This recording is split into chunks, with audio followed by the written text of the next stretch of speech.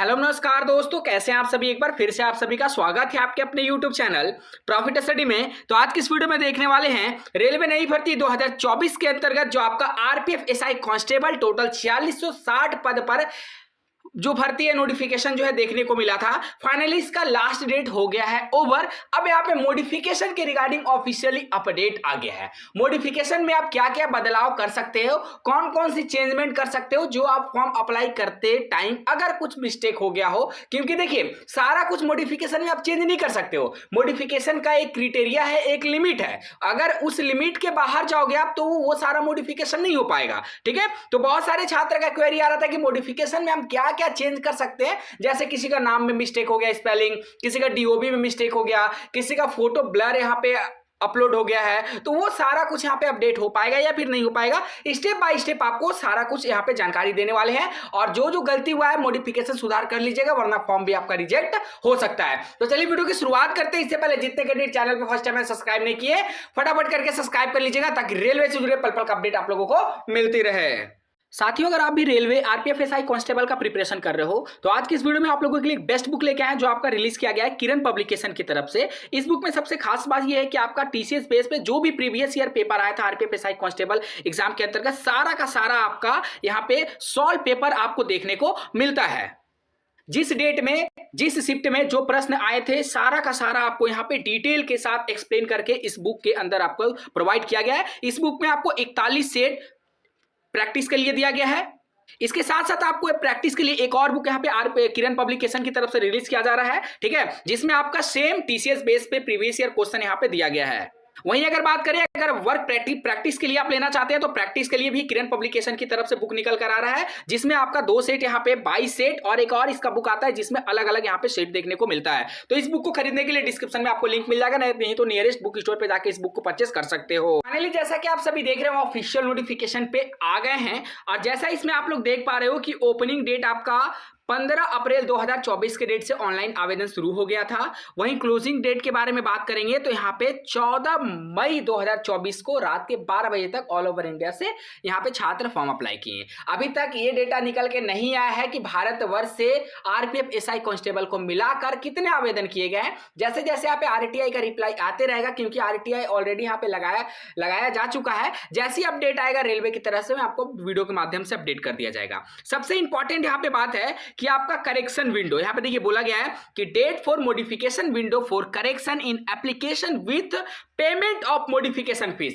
एक बात का ध्यान रखिएगा कि मॉडिफिकेशन बिना पेमेंट का नहीं हो पाएगा। अगर आप एक वर्ड भी एक पॉइंट भी अगर एडिट करते हो तो आपको यहां पे एप्लीकेशन का चार्जेस जो है मॉडिफिकेशन फीस देना पड़ेगा, ठीक है। मॉडिफिकेशन का डेटेस देख लीजिए तो 15 मई मतलब आज के डेट से 15 मई से 24 मई तक का आप लोगों का समय दिया गया। मतलब यहां पे 10 दिनों का समय आपके पास है कि अगर आप कुछ गलती कर दी हो तो मॉडिफिकेशन के माध्यम से सुधार कर सकते हो। अब सबसे बड़ा सवाल आता है कि सर मॉडिफिकेशन में क्या क्या हम बदलाव कर सकते हैं, और मॉडिफिकेशन में अगर मान लीजिए एक साथ हम 2-3 बदलाव करते हैं तो क्या सभी का पेमेंट अलग अलग करना पड़ेगा या फिर एक साथ करना पड़ेगा। चलिए उसके रिगार्डिंग भी आपको यहाँ पे सारा कुछ बता दिया गया, जो हम आपको यहाँ पे एक एक करके स्टेप बाय स्टेप यहाँ पे जानकारी जो है दे देते हैं। देखिए यहाँ पे आप आइएगा 15 नंबर पैरा में, तो यहाँ पे बताया गया है मॉडिफिकेशन ऑफ एप्लीकेशन के बारे में कि क्या क्या मॉडिफिकेशन हो पाएगा, क्या क्या नहीं हो पाएगा।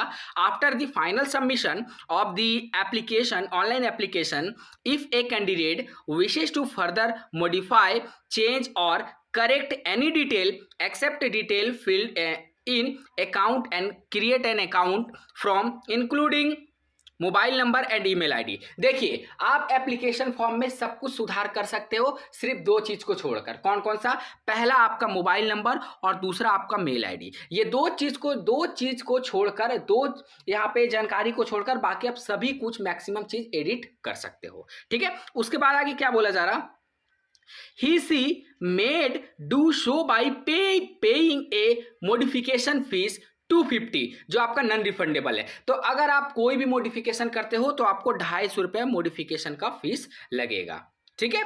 Detail field in create an account from including mobile number and email ID can't be change. तो जो यहाँ पे आप अकाउंट क्रिएट किए थे, जो आप मोबाइल नंबर दिए थे, मेल आईडी दिए थे, आप उसे चेंज नहीं कर सकते हैं।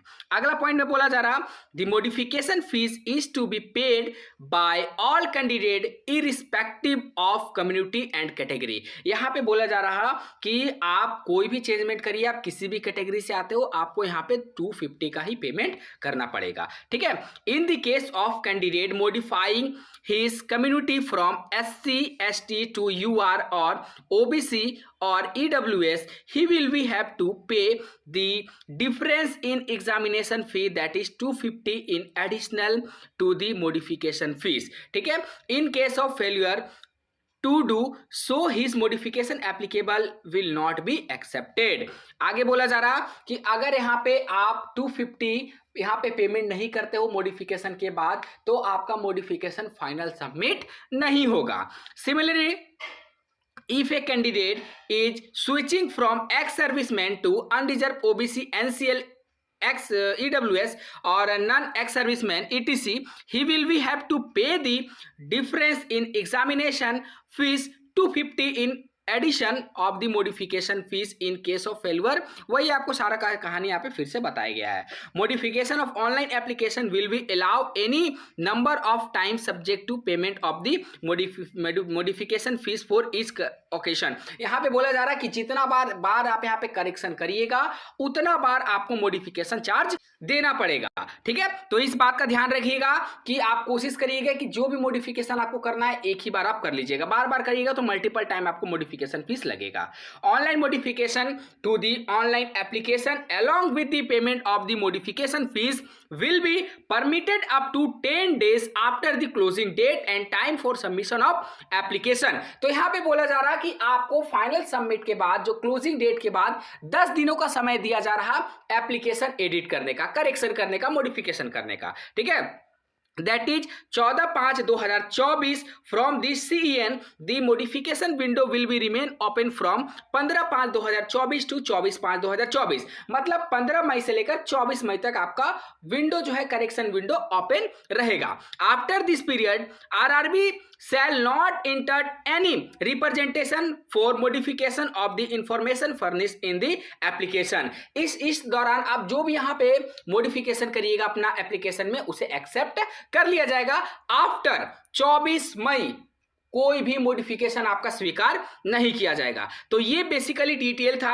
अब बहुत सारे साथी बोल रहे हैं कि अब क्या क्या चेंजमेंट होगा, तो देखिए आप अपना मोबाइल नंबर और ईमेल आईडी को छोड़कर सब कुछ बदलाव कर सकते हैं, चाहे आपका नाम हो, फादर नेम हो, मदर नेम हो, DOB हो, फोटो हो, सिग्नेचर हो और डॉक्यूमेंट हो, कुछ भी यहाँ पे आप मॉडिफाई कर सकते हो और मोबाइल नंबर और मेल आईडी को छोड़कर, ठीक है। तो इस बात का ध्यान रखिएगा। बाकी जैसे जैसे रेलवे की तरफ से अपडेट आते रहेगा, कंटिन्यू आपको अपडेट करते रहेंगे। डिस्क्रिप्शन में आपको टेलीग्राम का लिंक मिलेगा, जरूर से ज्वाइन हो जाएगा ताकि सभी रेलवे साथी एक जगह रहिए। वहां पे आपको कंटिन्यू जो भी अपडेट आता है सबसे पहले शेयर किया जाता है। चलिए आज के लिए इतना ही, फिर से मिलेंगे आपसे नई भर्ती नई जानकारी के साथ। तब तक के लिए जय हिंद, जय भारत।